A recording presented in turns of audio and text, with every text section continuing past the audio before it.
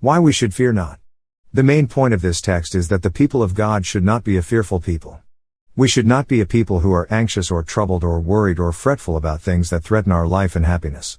Economic adversity, hostile people, satanic opposition, guilt-laden consciences, deteriorating health, and death.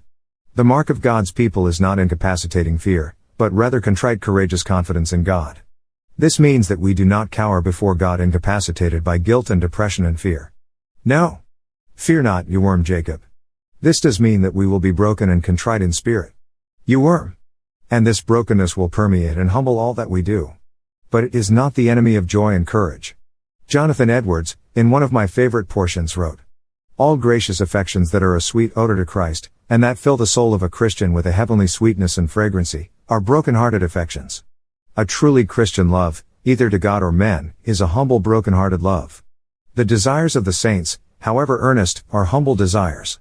Their hope is an humble hope, and their joy, even when it is unspeakable and full of glory, is an humble, broken-hearted joy, and leaves the Christian more poor in spirit, and more like a little child, and more disposed to an universal lowliness of behavior.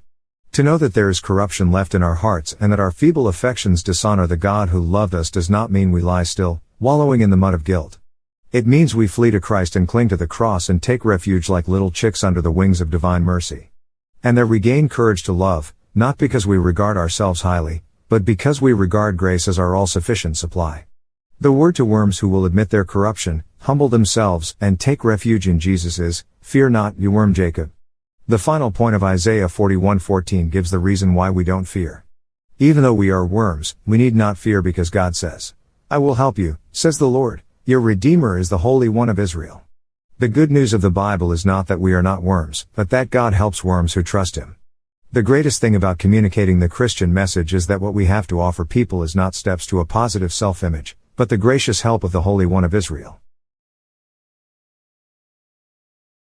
Fear not, you worm Jacob, you man of Israel. I am the one who helps you, declares the Lord. Your Redeemer is the Holy One of Israel.